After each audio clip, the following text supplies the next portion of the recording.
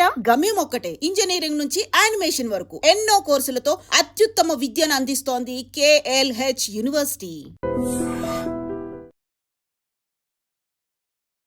H1B వీసాకి సంబంధించి ఫీజుని అమాంతం పెంచేసిన తర్వాత ఇప్పుడు భారతదేశానికి సంబంధించినటువంటి సాఫ్ట్వేర్ ఇంజనీర్లో ఆందోళన మొదలైంది.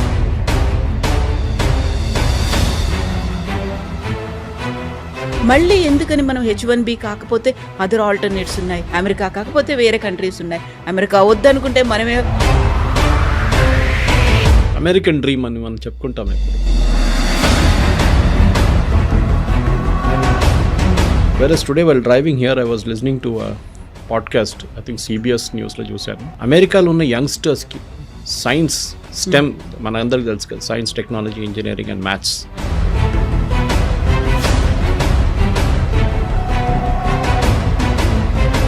వాళ్ళకు ఉన్నటువంటి అక్కడ లోకల్ పీపుల్ కావచ్చు, యూత్ కావచ్చు, ఆపర్చునిటీస్ కావాలి. వాళ్ళు ఇంకెక్కడికో దేశానికి వెళ్ళిపోవడం కంటే మా దేశంలో మాకు కదా అనేది. ఈ అమెరికన్స్ వచ్చి రేపు ఇండియాలో పనిచేయలేడు కదా, మనం ఆ శాలరీ వాళ్ళకి ఇవ్వలేము. మనం ఎవ్రీ కంపెనీ, ప్రతి ఐటీ కంపెనీ కానీ, ప్రతి కంపెనీ, ఐటీ అని చెప్పక్కర్లేదు, ఎనీ కంపెనీ వాళ్ళు ఏం చూస్తున్నా అంటే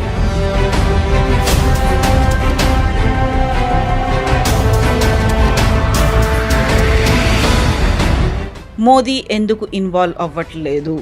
ఇంత పెద్ద ఎత్తున జరుగుతోంది, మనకున్నటువంటి మేధో సంపత్తో వీళ్ళ మీద ఎఫెక్ట్ పడుతోంది అనుకున్నప్పుడు మోదీ షుడ్ ఇంటర్వ్యూన్ కదా.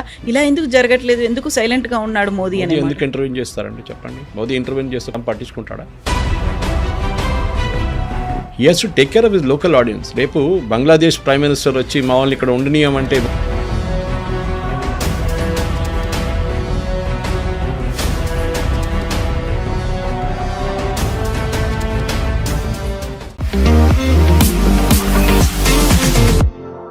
నమస్తే, నేను Kavitha. Welcome to I Dream News and నిజాలు.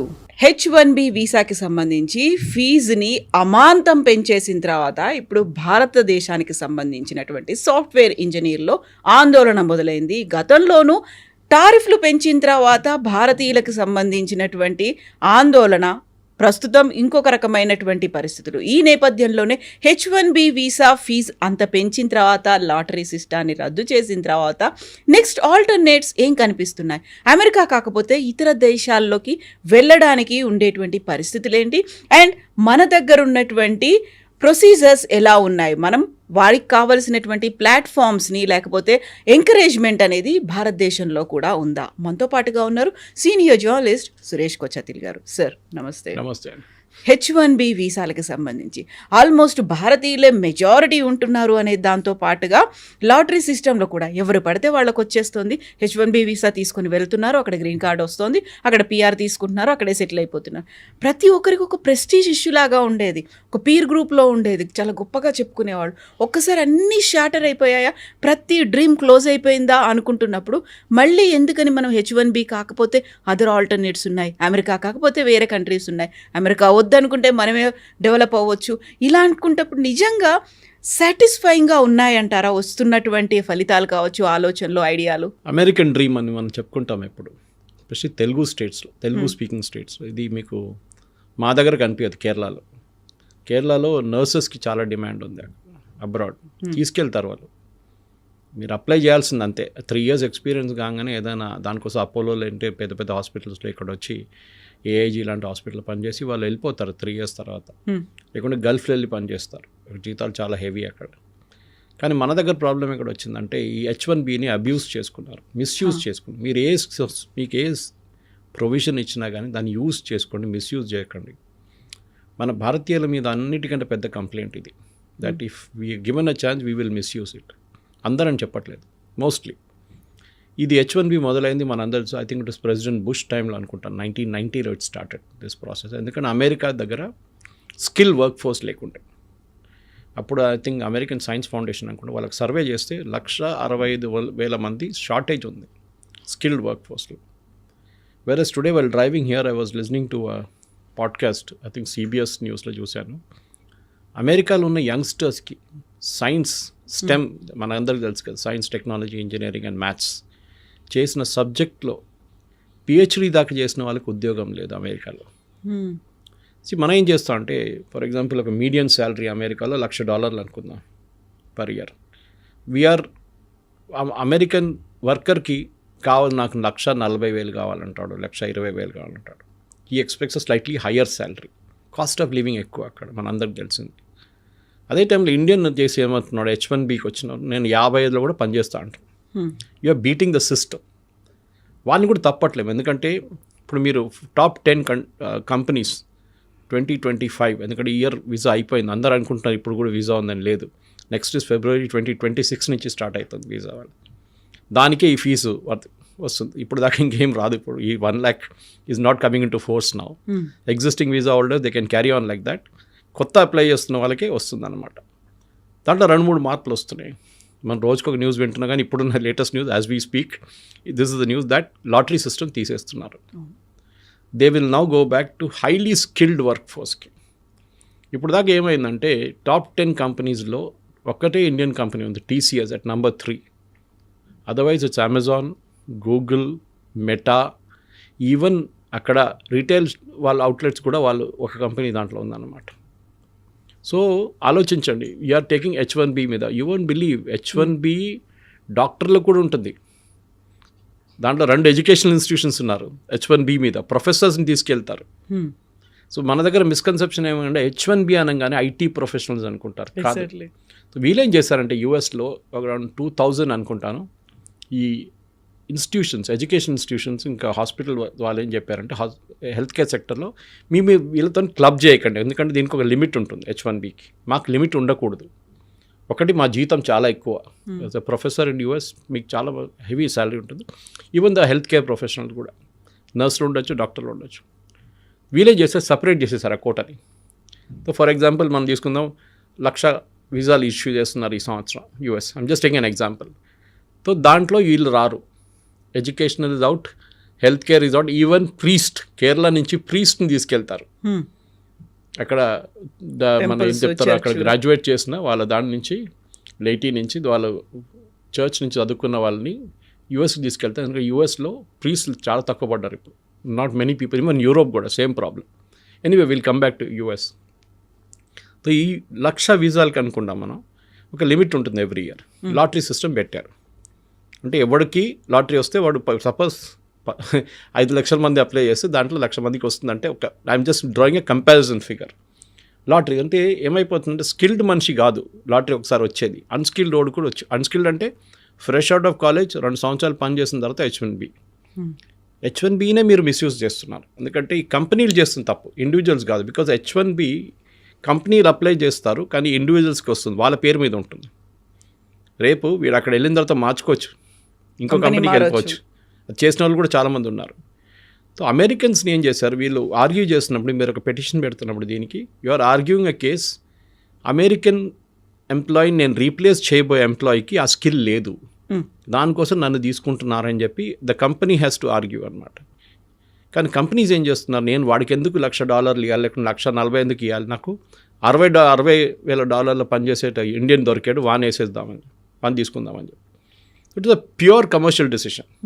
చూడండి, ఇంత జరిగిన తర్వాత కూడా ఒక్క అమెరికన్ ఐటీ కంపెనీ, మన హెల్త్ కేర్ వాళ్ళని పక్కన పెడదాం, అంతా ఈవెన్ రీటైల్ వాళ్ళని పక్కన పెడతాం, కానీ what about the IT companies ఒక్కరు కూడా కాదు మీరు చేసిన తప్పని ట్రంప్ని అనట్లేదు. ఇన్ఫ్యాక్ట్ దానికన్నా ఒక వారం ముందు ట్రంప్ ఒక మీటింగ్ పెట్టాడు వైట్ హౌస్లో వీళ్ళతోని, all the IT heads. Even the announcement చేసినప్పుడు వాళ్ళ కామర్స్ సెక్రటరీ పక్కన నిలబడి అన్నారు, all the IT companies are on board, information technology, they are all happy with this. ఆలోచించారు, వాళ్ళందరూ హ్యాపీ ఉన్నారంట. అంటే భారతీయులు ఇప్పుడు దాకా వచ్చిన వాళ్ళు వచ్చారు, కానీ ఇప్పుడు పంపిస్తే మాకు ప్రాబ్లం లేదు. ఇప్పుడు జరగబోయేది ఏంటంటే నెక్స్ట్ ఇయర్ నుంచి when the visas clicking for the new year, ఒకటి pure skilled, highly skilled Indian వర్కర్స్ని తీసుకుంటారు. ఎందుకంటే మీకు $1,00,000 అంటే 88 లక్షలు అనుకోండి, ఓవర్ అండ్ అబౌవ్ శాలరీ 88 లక్షలు కట్టాల్సి వస్తుంది యూఎస్ గవర్నమెంట్కి. మీరు కట్టేటప్పుడు ఆ ఎంప్లాయీకి యూఎస్లో ఉండి పనిచేయడానికి అంత స్కిల్ కావాలని చెప్పి మీరు అక్కడ పెట్టుకుంటున్నారు. కానీ కోవిడ్ తర్వాత లోకం మారిపోయింది. దీనికన్నా ముందు ఆఫ్ షోరింగ్ అని మాట్లాడుతుండే మనం. Offshoring jobs, on site, off site ఒక వర్డ్ యూజ్ చేస్తుండే. ఆన్ సైట్కి వెళ్ళేటోళ్ళు యూఎస్కి వెళ్ళి అక్కడ పని చేయాలి, ఆఫ్ సైట్ వాళ్ళు ఇక్కడ కూర్చొని పని చేస్తారు. కానీ కోవిడ్ తర్వాత లోకం అంతా మారిపోయింది కంప్లీట్గా. You can work from anywhere. People are today travelling and working. ఒక్కొక్క డెస్టినేషన్కి వెళ్ళి అక్కడ వియట్నాం లాంటి కంబోడియా లాంటి వెరీ కాస్ట్ ఎఫెక్టివ్ డెస్టినేషన్కి వెళ్ళి నెల రోజులు ఎయిర్బిఎన్బి తీసుకొని అక్కడే ఉంటున్నారు అనమాట, పనిచేస్తున్నారు అక్కడి నుంచి. ఇప్పుడు ఏమైందంటే ఇప్పుడు నౌ సడన్లీ ఈ కోవిడ్ తర్వాత యూఎస్ కంపెనీస్ కూడా తెలిసిపోయింది దట్ ఏదో ఒక రోజు H1B పోతుంది. వాళ్ళు స్లోలీ రెడ్యూస్ చేసుకుంటూ వస్తున్నారు H1Bని. మీరు చూడండి 2020 తర్వాత 25కి H1B is coming down the demand. మన దగ్గర ప్రాబ్లం ఏంటంటే మన problem special Telugu speaking state, నువ్వు యూఎస్కి వెళ్ళావా లేదా? నువ్వు యూఎస్కి వెళ్ళకపోతే నువ్వు యూజ్లెస్ ఫెలో. ఓకే, అమ్మాయి అయినా అబ్బాయి అయినా, నువ్వు ఇంజనీరింగ్ చేసావు యూఎస్కి వెళ్ళలేదా? అయ్యా వెళ్ళలేదా కథ, ఏదో లోపం ఉంది, బెంగళూరులో పనిచేస్తున్నా, హైదరాబాద్లో పనిచేస్తున్నా, గురుగాలంలో పనిచేస్తున్నా. పెళ్ళికి కలిసినప్పుడు కూడా ఏదైనా ఫ్యామిలీ ఫంక్షన్లో ఫస్ట్ క్వశ్చన్ ఇదే, మీ కూతురు ఎక్కడ ఉండండి, మీ కొడుకు ఎక్కడ ఉండండి, ఇదే క్వశ్చన్. ఆడక్కడ వెళ్ళి ఏం చేస్తాడు అది డిఫరెంట్ మ్యాటర్. మన దగ్గర ఉన్న లాస్ట్ స్టడీ కూడా యుఎస్ ఒక డిపార్ట్మెంట్ ఆఫ్ స్టేట్ స్టడీ ఒక దాంట్లో వాళ్ళు ఒక ప్రైవేట్ ఆర్గనైజేషన్ చేశారు. దాంట్లో ఏం చెప్తున్నారు, 90% మంది మన స్టూడెంట్స్ ఇక్కడ నుంచి ఫస్ట్ స్టెప్ అదే కదా, చదవడానికి వెళ్తారు, మాస్టర్స్కి ఎంఎస్ చేయడానికి. They are going to third rate universities. మన సుహేల్ సేద్ కూడా చెప్పారు ఈ మాట, మన I think on Times Now somewhere. 90% third rate యూనివర్సిటీస్కి వెళ్తున్నారు. దాని పేరు కూడా ఎవరికి తెలియదు.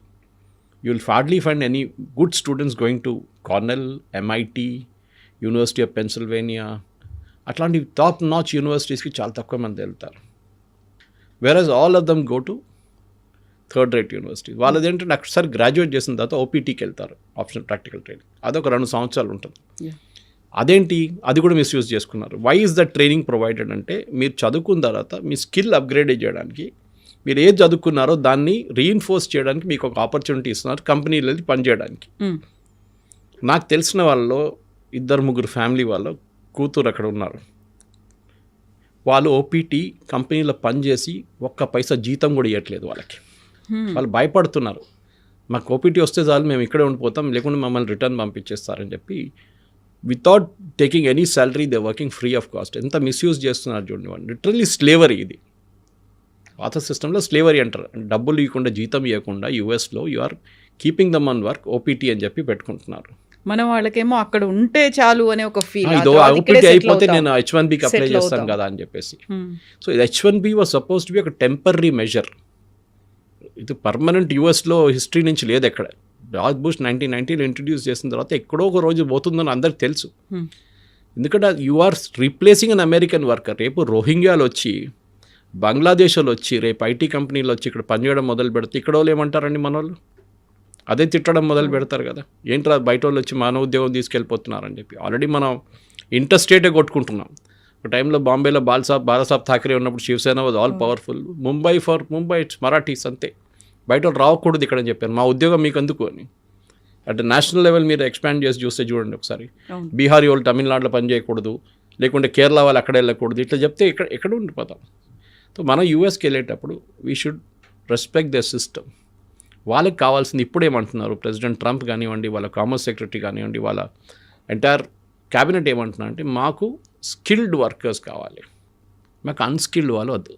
అన్స్కిల్డ్ అంటే ఏదో ఇప్పుడు వచ్చి ఏదో కోర్స్ చేసి 2 సంవత్సరాలు పని చేసిన తర్వాత నాకు H1B కావాలి, సారీ, కంపెనీ కూడా జస్టిఫై చేయాలి that this fellow is so good that we'll pay $1 lakh extra. కానీ కవిత గారు ఇప్పుడు ఏం అవబోతుందంటే, slowly those works will move. ఇప్పుడు ఇండియాకి వచ్చేస్తుంది ఆ వర్క్లన్నీ. అది కాకుండా మెక్సికోలో పెట్టుకుంటారు, లేకుంటే నియర్ షోర్ అంటారు దాన్ని, కెనడాలో పెట్టుకుంటారు. వీళ్ళు బిజినెస్ వీసా తీసుకుంటారు, నెలకు 2 సార్లు వచ్చి మీటింగ్ అటెండ్ చేసి వెళ్ళిపోతారు. అక్కడ చాలా తక్కువ కదా distance, they can come attend meeting and go of అనమాట. వీకెండ్ ఉండొచ్చు, లేకుంటే ఏదైనా ఉండొచ్చు. ఇది పెద్ద అడ్వాంటేజ్. సో నియర్ షోర్గా మెక్సికో కానీ కెనడా వాళ్ళకు బెనిఫిట్ ఉంటుంది. At the same time distance is not a factor. ఇప్పుడు మనం ఇండియా నుంచి ఎన్నో 3 షిఫ్ట్లు పనిచేస్తాం మనం. హైదరాబాద్కి వెళ్ళండి, బెంగళూరుకి వెళ్ళండి, ఆల్ అమెరికన్ కంపెనీస్ కనిపిస్తుంది మీకు. డెల్ నుంచి మీకు వెల్స్ ఫార్గో లాంటి company, Microsoft is there here in Hyderabad, Oracle, వీళ్ళందరూ ఇక్కడే ఉన్నారు కదా.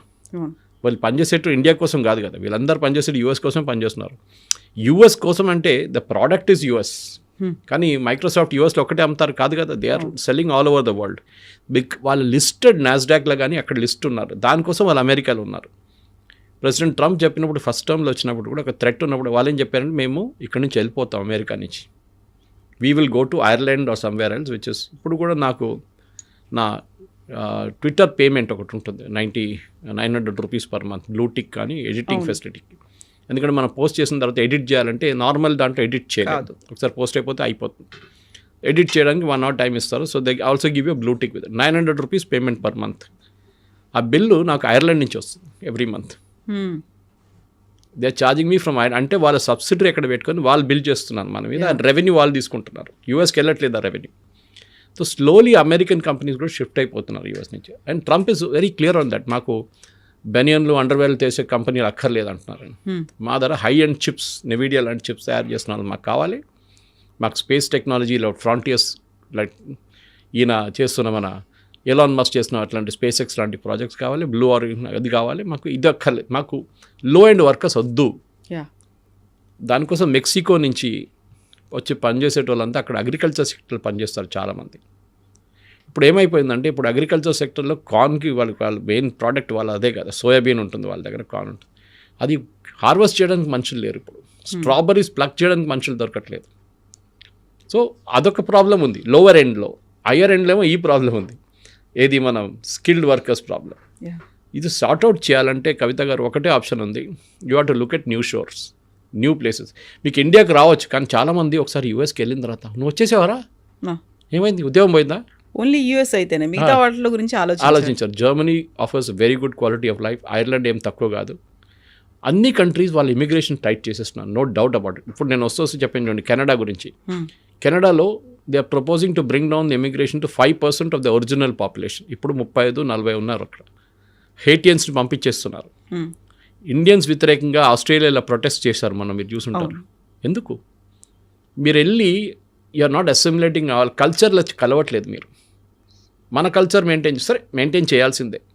మన పూజలు మనం చేసుకోవాలి, మన భారత్ మనం తీయాలి. కానీ వాళ్ళకి భారత్ సౌండ్ ఇదంతా వాళ్ళకి నచ్చదు. వాళ్ళు anyway that's different thing altogether. కానీ చదువుకున్న పిల్లలకి మనం మాట్లాడుతున్నప్పుడు, ఫర్ ఎగ్జాంపుల్ మీరు జర్మనీకి వెళ్ళారనుకోండి, జర్మనీ హ్యాస్ యూరోపియన్ కంట్రీస్ ఒక అడ్వాంటేజ్ ఉంది కవిత. దే అప్ ఫ్రంట్ చెప్పేస్తారు మీకు, what you seize what you get అంటారు ఇంగ్లీష్లో. ఇది మీకు H1Bగా మీకు అక్కడ కాదు ఇక్కడ కాదని పెట్టారు వాళ్ళు ఎప్పుడు. సో స్పెసిఫిక్గా చూస్తే కూడా మీరు జర్మనీ చూస్తే మీకు ఒక బ్లూ కార్డ్ ఒకటి ఉందండి, you can take it and that allows you what. ఆ బ్లూ కార్డ్ స్కీమ్లో 33 నెలలు మీరు అక్కడ పనిచేసిన తర్వాత స్కిల్డ్ వర్కర్స్కి, including engineers and IT professionals and health care వర్కర్స్కి మీకు పర్మనెంట్ రెసిడెన్సీకి మీరు అప్లై చేయొచ్చు. ఆలోచించండి, అది it's a big advantage. Permanent residency కాదు, వీళ్ళందరూ వెళ్ళేది అదే. ఎందుకంటే మీకు గ్రీన్ కార్డ్ రావాలంటే అది ఇంకో స్టోరీ. ఇప్పుడు గ్రీన్ కార్డ్ కూడా ఆయన చాలా మొత్తం రెస్ట్రిక్షన్స్ పెడుతున్నారంటే గ్రీన్ కార్డ్ హోల్డర్స్ కూడా. ఆలోచించు, గ్రీన్ కార్డ్ సిటిజన్షిప్ కాదు కదా, you have to still wait for your citizenship. Green card వాళ్ళు కూడా పెడుతున్నప్పుడు ఎందుకు అంత రిస్క్ తీసుకుంటున్నారు, ఎందుకు అంత టెన్షన్లో ఉంటారు మీరు? ఇక్కడ నుంచి మీ పిల్లల్ని పంపించేటప్పుడు మిగతా ఆప్షన్స్ కూడా చూసుకోండి. మళ్ళీ థర్డ్ రేట్ యూనివర్సిటీస్ పంపించకండి.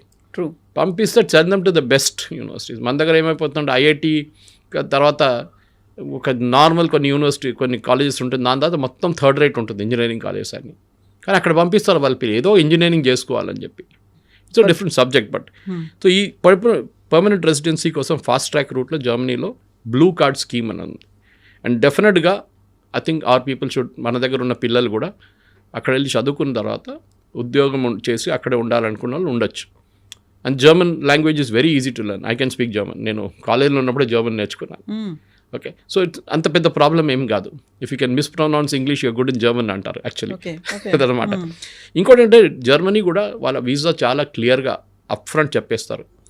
పోయిన సంవత్సరం 2025లో వాళ్ళు 90,000 వీసాలు అప్రూవ్ చేశారు. 90,000 వీసాస్ వర్ హ్యాండెడ్ అవుట్. బహుశా ఈ సంవత్సరం 1,00,000కి వచ్చేస్తుంది. 1,00,000 అంటే తక్కువ కాదు.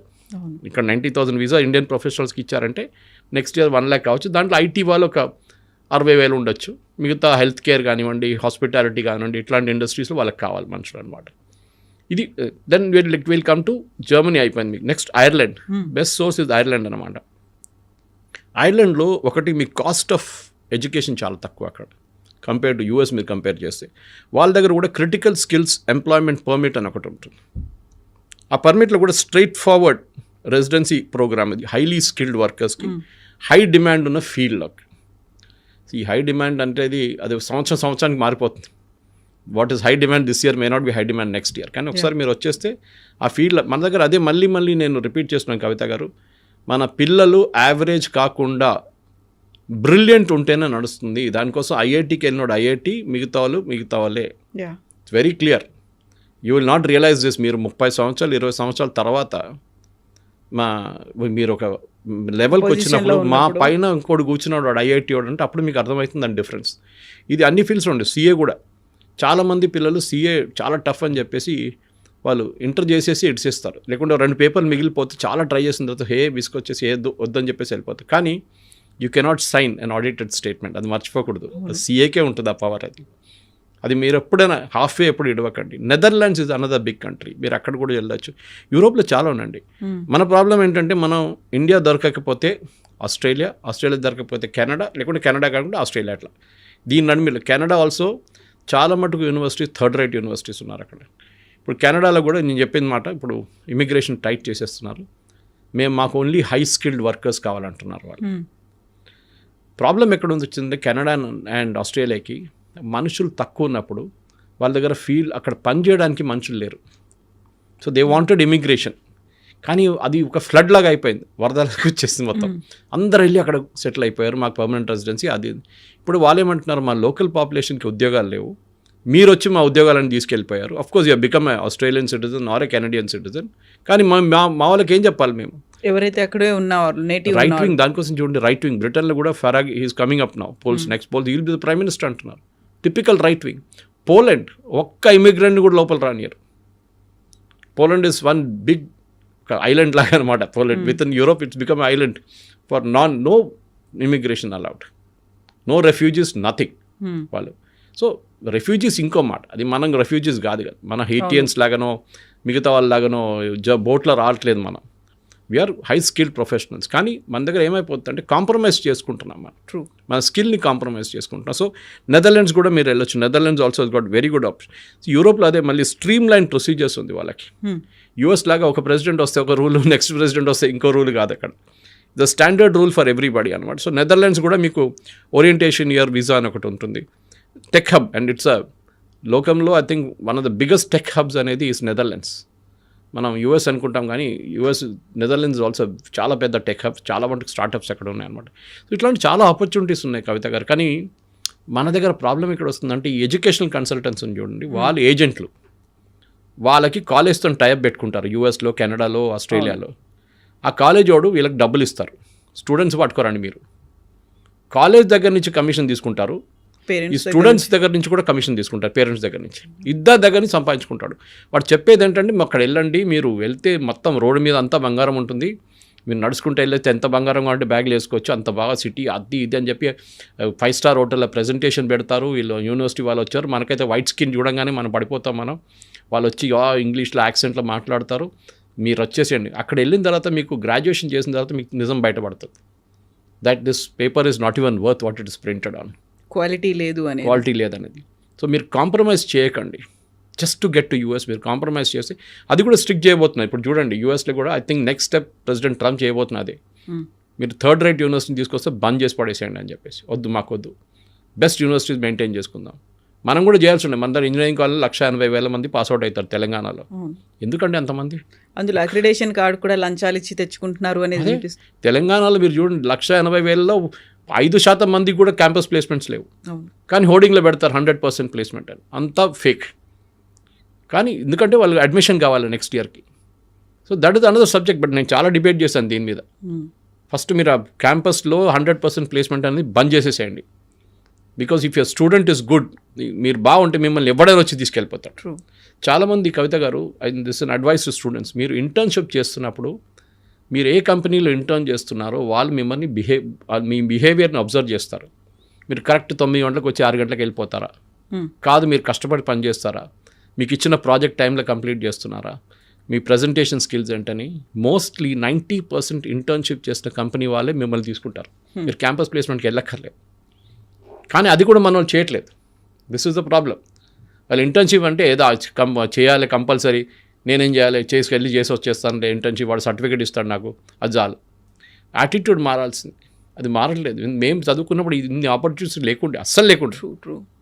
మేము బ్రిటిష్ లైబ్రరీకి వెళ్ళి అక్కడ పాత పేపర్లు తీసి అడ్మిషన్ కోసం చూస్తుండే మేము. ఇప్పుడు ఇంటర్నెట్ ఉంది, అన్నీ ఉన్నాయి. ఆ టైంలో ఇంటర్నెట్ కూడా లేదు. సో టుడే ఇంత ఆపర్చునిటీస్ ఉన్నప్పుడు మీరు కాంప్రమైజ్ చేయకండి. ఇక్కడ ఉన్న థర్డ్ రేట్ యూనివర్సిటీస్ లాగా తెలంగాణలో అక్కడ కూడా థర్డ్ రేట్ యూనివర్సిటీస్ ఉంటుంది, అక్కడ కూడా థర్డ్ రేట్ కాలేజెస్ ఉంటుంది. అక్కడికి వెళ్ళకండి.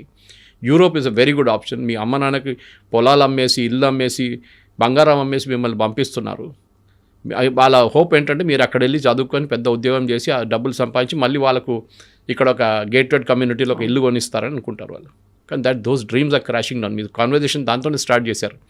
అమెరికన్ డ్రీమ్ అనేది మర్చిపోండి. ఇప్పుడు ఎవ్రీ కంట్రీ, ఏ కంట్రీ అయినా వాళ్ళు ప్రొటెక్షనిస్ట్ మోడ్లో వచ్చేసారు.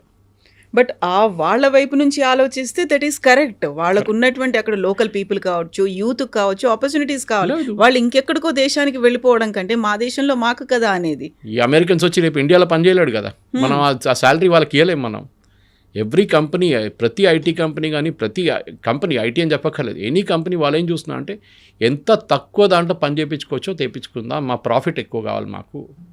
దాంట్లో అక్కడ H1B మీద కాంప్రమైజ్ చేశారు, ఫ్రాడ్ చేశారు, దాంట్లో ఈ ప్రాబ్లం అంతా వచ్చింది.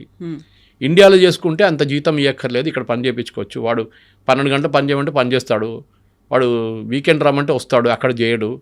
American worker will not do that. ఇది ప్రాబ్లం అనమాట. అమెరికన్ వర్కర్ అంటే లేజీ అని చెప్పట్లేదు, కానీ వాళ్ళకు ఒక కల్చర్ ఉంటుంది. వాళ్ళు వెకేషన్కి వెళ్తే వాళ్ళు ఫోన్ ఎత్తారు, ఈమెయిల్ రెస్పాండ్ చేయరు. మన వాళ్ళు అది కాదు, వెకేషన్కి వెళ్తే పోతే బాస్ తరగతి కాల్ వస్తుంది వానికి. సో మన స్టూడెంట్స్ కూడా అర్థం చేసుకోవాలి. మీరు ఏజెంట్ దగ్గర వెళ్ళి, అందరు ఏజెంట్లు బాగాలేదని చెప్పి పర్సనల్ ఫ్రెండ్స్ ఉన్నారా ఇండస్ట్రీలో, నాకు నాట్ ఎవ్రీబడి ఈజ్ సేమ్. కానీ చాలా మట్టుకు మీకు యూనివర్సిటీ క్రెడెన్షియల్ తెలియాలంటే అక్కడ చదువుకున్న పిల్లల దగ్గర అడగండి. లేకుంటే ఈసారి ర్యాంకింగ్ ఉంటుంది, మీరు గూగుల్లో వెళ్తే ర్యాంకింగ్ ఉంటుంది యూనివర్సిటీస్ది, ఆ కాలేజెస్ది, చూసి అక్కడికి వెళ్ళండి. American dream is over. అది ట్రంప్ పోయి రేపు JD Vance వస్తే కూడా ఇదే కంటిన్యూ అవుతుంది. వాళ్ళు ప్రొటెక్షనిస్ట్ మోడ్లో వెళ్ళిపోయారు. అన్ని countries including Britain, including Canada. మా వాళ్ళకి ఉద్యోగం, ఆస్ట్రేలియా కూడా అంతే. ఇప్పుడు ఇక్కడ కూడా నేను అదే చెప్పాను, మీకు ఎక్స్ప్లెయిన్ చేసింది ఇంకా ముందు. రోహింగ్యాలు వచ్చి, బంగ్లాదేశ్ వాళ్ళు వచ్చి మన ఉద్యోగం తీసుకెళ్తే మనం కూడా రేపు ఇదే ఇట్లానే రియాక్ట్ అవుతాం. కానీ you develop your skills so much. Me skill ఇంత మంచి స్కిల్ మీరు అన్కంపారబుల్గా ఉంటే అదే అంటారు. మీ ఫీల్డ్, మీరు ఉన్న ఫీల్డ్, నేను కూడా ఉన్న ఇదే ఫీల్డ్లో మనం ఎందుకున్నాం. We acquire knowledge every day. మనం వచ్చి మాట్లాడుతున్న సబ్జెక్ట్ నాలెడ్జ్ ఉంటుంది దాని మీద. దానికోసం మమ్మల్ని ఆ లెవెల్లో పెట్టుకుంటారు. ద ప్రాబ్లమ్ ఈజ్ AI వచ్చింది, మిమ్మల్ని రీప్లేస్ చేయవచ్చు అంటే yes, it can be replaced. But ఒక స్కిల్ మీరు అక్వైర్ చేసుకుంటే మిమ్మల్ని ఎవరు ముట్టలేరు. అది ఏ ఫీల్డ్ అయినా కానివ్వండి. సినిమా ఫీల్డ్ ఉండొచ్చు, హెల్త్ కేర్ ఉండొచ్చు, హాస్పిటాలిటీ ఉండొచ్చు, లేకుంటే మీడియా లాంటి ఫీల్డ్ కూడా ఉండొచ్చు, and IT also. That is మీరు పినకల్లో ఉండాలి. నేను IITకి వెళ్ళకపోతే కూడా ప్రాబ్లం లేదు, but I will become the best in the class. That is should be the attitude.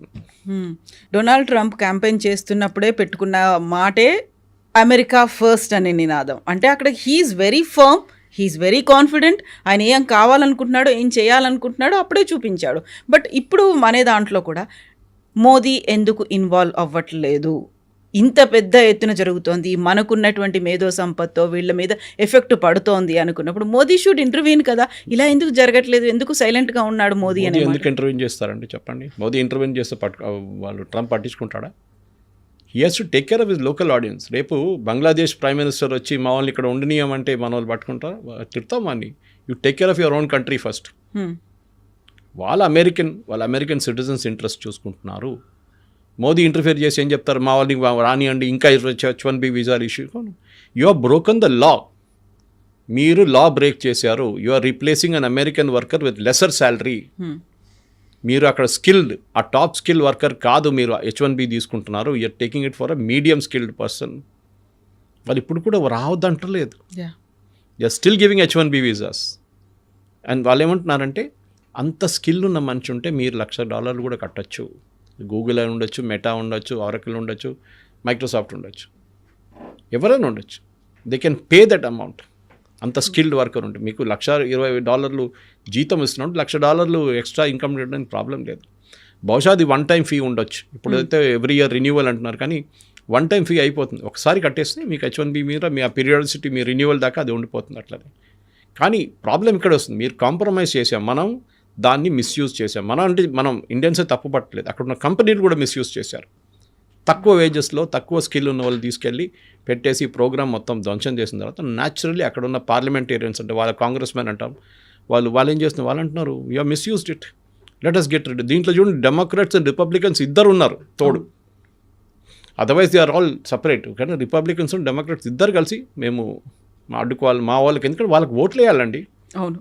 రేపు ఫర్ ఎగ్జాంపుల్ అలీగఢ్లో లేకుంటే లక్నోలో 1,00,000 ఉద్యోగాలు పోయిందనుకోండి, బంగ్లాదేశ్ వాళ్ళు వచ్చి అక్కడ వచ్చి ఉద్యోగాలు తీసుకెళ్ళిపోతే మోదీకి ఓట్లు పడుతుంది అక్కడ? పడదు కదా. ఆ ఓటు ఉద్యోగం పోయినాడు కొప్పడి ఇంకా వేస్తాడు, ఉల్టా క్యాంపెయిన్ చేస్తాడు. ఇదే అమెరికాలో కూడా. So make America great again చెప్పింది అంటే వీఆర్ బ్రింగింగ్ బ్యాక్ ఎంప్లాయ్మెంట్. మా అమెరికన్స్కి లేని ఉద్యోగం మేము తీసుకొస్తున్నాం. స్కిల్ లేని, ఇప్పుడు అమెరికాలో skill is available in plenty. నేను అదే చెప్పాను ఇవాళ వస్తున్నప్పుడు. I heard students from Pennsylvania కానివ్వండి, మిగతా యూనివర్సిటీ, రాస్టర్ యూనివర్సిటీ, అన్నింటిలో చాలా మటుకు హార్వర్డ్ నుంచి కూడా you are getting the best పిల్లలు. MIT great. అక్కడి నుంచి వచ్చిన కొంతమంది పిల్లలు కూడా ఉద్యోగం రావట్లేదు. ఎందుకు అంటే this is the problem that somebody else has taken the job away అంటున్నారు వాళ్ళు. మా ఉద్యోగం ఇంకోటి తీసుకెళ్ళిపోయాడు, మాకు కావాలంటే నాకు $1,20,000 ఇవ్వాలి, వాడేమో 60,000 వచ్చి పనిచేస్తున్నాడు, వాడు తీసుకెళ్ళిపోయాడు మా ఉద్యోగం, మాకు ఉద్యోగం లేదని. అమెరికాలో ఇది ఉండిపోతుంది. ఎందుకంటే నేను ఎప్పుడు చెప్తాను, cost the plumber is more than the cost the tap. ఆ రోజు ఎకానమీ పోతుంది. ట్యాప్ ఫిట్ చేయడానికి వచ్చిన మనిషి ట్యాప్ కన్నా ఎక్కువ విలువ తీసుకుంటే ఆ రోజు ఎకానమీ అవుట్. మన దగ్గర కూడా ఆ స్టేట్కి వస్తున్నాం మనం, కానీ మన దగ్గర ఇన్నోవేషన్స్ చేసుకుంటాం. మనం వచ్చినప్పుడు ఆ పని చేయరా ఈ పని చేయరా అని చెప్పి 10 పని చెప్పేస్తూ. కానీ అమెరికాలో అది కాదు, వచ్చి ఆ పని చేసి వెళ్ళిపోతాడు. So that is why coal industry collapse, steel industry collapse అయింది, వాళ్ళు కార్ ఇండస్ట్రీ కొలాప్స్ అయింది, అన్ని ఇండస్ట్రీస్ పోయినాయి అమెరికా నుంచి. Now they are only high technology ఒక్కటే వాళ్ళు చూస్తున్నారు. And they are good in aircraft manufacturing. అది మనం చూసాం చాలా మటుకు. అది మీరు ప్యాసింజర్ ఎయిర్క్రాఫ్ట్ ఉండొచ్చు, బోయింగ్ లాంటి, లేకుంటే మెక్డొనాల్డ్ డగ్లస్ లాగా మేకింగ్ మిలిటరీ ఎయిర్క్రాఫ్ట్, అది కూడా అన్నింటిలో they are very good. So వాళ్ళు ఏం చూస్తున్నట్టు క్రీమ్ చూస్తున్నారు, మనం ఏమో బాటమ్ ఎండ్లో ఉన్నాం. So we should also rice ఆ క్రీమ్కి వెళ్ళిపోవాలి. మేము కూడా మీకన్నా we can compete with you. మేము కూడా శాటిలైట్ తయారు చేస్తే మేము అది కూడా ఇక్కడ చేయొచ్చు. Reverse brain drain is good. నేను అంటున్నాను, చాలామంది అన్నారు, శ్రీధర్ వెంబు గారు అన్నారు, ఇప్పుడు నౌ సేయింగ్ దట్ యూజింగ్ అందరూ అరటి అది యూజ్ చేద్దాం, యాప్ యూజ్ చేద్దాం. చాలామంది స్విచ్ ఓవర్ చేసుకున్నారు, జీమెయిల్ బదులు అది యూజ్ చేస్తున్నారు. Very good. పొద్దున కూడా ఒక ఇంగ్లీష్ న్యూస్ ఛానల్తో నాకు అదే డిబేట్ ఉండే. దాంట్లో కూడా వాళ్ళు అడిగారు నా దగ్గర, ఇది ఎన్ని రోజులు ఉంటుందని. నేను అదే చెప్పాను, దీనికన్నా ముందు గూ అని చెప్పి ఏదో ఒకటి వచ్చింది, ఏమైందంటే అది ఇప్పుడే వాట్సాప్ రీప్లేస్ అయిపోతుందని చెప్పి అందరు దుంకారు, including Narendra Modi. What happen to that? It died a natural death. మీకు రిటైన్ చేయడం చాలా కష్టం, but with Zoho that is possible. ఎందుకంటే శ్రీధర్ వెంబు లాంటి మనిషి, ఆయనకు అంత స్టేయింగ్ పవర్ ఉంది, ఆయన దగ్గర అంత ప్రాఫిటబిలిటీ కంపెనీలు ఉన్నాయి ఆయన దగ్గర. అట్లాంటి ప్రోడక్ట్స్ ఎస్, మన ఇండియాలో అదే ప్రాబ్లం. మనం I don't want use the word cyber కూలీ, అది కొంచెం డెరిగేటరీ టర్మ్ యాక్చువల్లీ. కానీ మనం లోవర్ అండ్ సర్వీసెస్లో ఉండిపోయాం. ఒక్క ప్రోడక్ట్ చెప్పండి మనం తయారు చేసింది ఇక్కడ నుంచి. We are not develop products. మనం సర్వీసెస్లోనే మనం నెంబర్ 1లో ఉండిపోయాం. అవుట్ సోర్సింగ్లోనే అమెరికా కోసం పనిచేస్తున్నాము అంతే. అమెరికన్ కంపెనీస్ కోసం ఇక్కడి నుంచి పనిచేస్తున్నాం. వాళ్ళు ప్రోడక్ట్ డెవలప్ చేసి వాళ్ళు మార్కెట్లో అమ్ముకుంటున్నారు, మనమేమో దాన్ని సపోర్ట్ చేస్తున్నాం. We should become a nation which will develop products. చాలా ఇంపార్టెంట్. మన దగ్గర ఐపాడ్ ఎక్కడైనా తయారు చేసాము మనం? ఏం చేయలేదు. బహుశా ఒక ఫినెకల్ ఉండొచ్చు ఇన్ఫోసిస్ దగ్గర నుంచి as a banking product. We have not develop. ఉంది, కేకా లాంటి ప్రోడక్ట్ డెవలప్ అయింది, డార్విన్ బాక్స్ డెవలప్ అయింది, HR వైపు they are doing good job. Startups చూడండి, ఏరోస్పేస్ స్టార్టప్స్ చూడండి, ఎన్నో తయారవుతున్నాయి. బట్ టిపికల్ IT దాంట్లో మనం we are not gone up to that level. We are still working. ఒక అమెరికన్ కంపెనీ కోసం పనిచేస్తున్నాం అంతే. కానీ అక్కడి నుంచి మూవ్ అయ్యే మనం we should move to the higher level. అదే మోదీ గారు చెప్తున్నారు, ఆత్మనిర్భరత అంటే అదే. మనం దానికి మన కోసం మనం తయారు చేసుకోవాల్సింది. We should not be dependent on outsiders. బయట వాళ్ళతో మనకు పనే లేదు. చైనాని చాలా మంది మనం కట్ చేసేసాం. ఇప్పుడు కూడా ఒక mobile phone top cover glass it's coming from China. అది ఇప్పుడు హైదరాబాద్ బేస్డ్ కంపెనీ వాళ్ళు రీప్లేస్ చేయబోతున్నారు. దాన్ని కూడా టైం పడుతుంది, 6 నెలలు అది కూడా అయిపోతుంది. కానీ we are come to that level. అక్కడ దాకా వచ్చాం కదా. దీనికన్నా ముందు 40%, 30% ఉండే ఇండిజినైజేషన్. ఇప్పుడు అది 70, 80, 90% దాకా వచ్చింది. Same with car manufacturing. ఇప్పుడు మా ఇటు నుంచి ఏం కార్ అక్కడ పంపిస్తున్నాం ఉల్టా మనం ఇప్పుడు. సో ఇండిజినస్ కెపాసిటీ డెవలప్ చేసి మన పిల్లలు అక్కడి నుంచి రిటర్న్ వస్తుంది. మీరు చదువుకోండి, అక్కడ చదువుకొని మీ నాలెడ్జ్ ఎక్వైర్ చేసి you can always come back and work ఇండియాలో. సరే, ఇండియాలో ఉన్న ప్రాబ్లమ్స్ ఇండియాలో ఉంది, లేదని చెప్పట్లేదు. చాలా ప్రాబ్లమ్స్, రెగ్యులేటరీ కానివ్వండి, పనిచేయటం కానీ, కల్చర్ కానీ, చాలా మటుకు మన working culture is very toxic. అది మనం ఏం చేయలేం దాన్ని. కానీ అట్ ద సేమ్ టైం మీకు అదే స్కై రూట్ కానివ్వండి, మిగతా కంపెనీలు కానీ చూసి చెప్తున్నాం మనం, వాళ్ళు అదే సిస్టమ్ నుంచి పనిచేసుకొని బయటకు వచ్చారు కదా. ఎన్నో స్టార్టప్స్ ఉన్నాయి. టీ హబ్కి వెళ్ళండి, you can see lot of startup. Bengaluru వెళ్ళండి, చాలా ఉన్నాయి స్టార్టప్స్. ట్రూ. కానీ మన ఏంటంటే అశ్విని వైష్ణవ్ గారు కాదు, పీయూష్ గోయల్ గారు చెప్పారు మన స్టార్టప్ కల్చర్ గురించి, that we are here to serve food, poor people are serving food to rich people అనమాట. అంటే మన ఫుడ్ డెలివరీలో నెంబర్ 1 అయిపోయాం, కానీ ఒక ప్రోడక్ట్ లాగా మనం డెవలప్ చేయలేదు ఇంకా అని చెప్పి. దాట్ ఈస్ స్టిల్ నేను కూడా అదే అనుకుంటాను. ఎందుకంటే we have to go to the product range. Israel చూడండి, నేను చెప్పిన నెదర్లాండ్స్ చూడండి, వీళ్ళు దే ఆర్ నంబర్ 1. ఇజ్రాయలీస్ టెక్నాలజీలో especially defence technologies are number 1. మనం కూడా స్టేట్కి వస్తున్నాం ఇప్పుడు. మన దగ్గర 2 అబ్బాయిలు బిచ్ పిలానీలో కూర్చొని ఒక డ్రోన్ తయారు చేశారు, ఇండియన్ ఆర్మీకి అమ్మారు వాళ్ళు. హాస్టల్లో కూర్చొని తయారు చేసినట్టు ఉన్నారు మన దగ్గర talent. Let them come back to India. That be the greatest day for Indian economy. Yes, sir. Thank you so much, sir. Thank you. And don't forget to subscribe to iDream. And for more videos, Please subscribe to iDream. Please subscribe to iDream. Please subscribe iDream. And please subscribe to iDream. For more videos, subscribe to iDream. please like, share and subscribe to the channel. Congratulations, iDream. Subscribe to iDream. Subscribe to iDream. So subscribe to iDream Media. iDream ki iDream team andarki huge congratulations. Please subscribe iDream Media. Please subscribe to iDream. Subscribe iDream. Please subscribe to iDream. iDream అంటే నా కళల ఛానల్ను subscribe చేసుకున్న నోరు తిరుగుతలేదు, మీరైతే గంట గుర్తు కొట్టండి. For more such videos, please subscribe to iDream. Subscribe to iDream. Please subscribe to iDream. Please subscribe iDream Media. Please do subscribe to iDream. Please subscribe to iDream Media. For best entertainment and information, please subscribe iDream.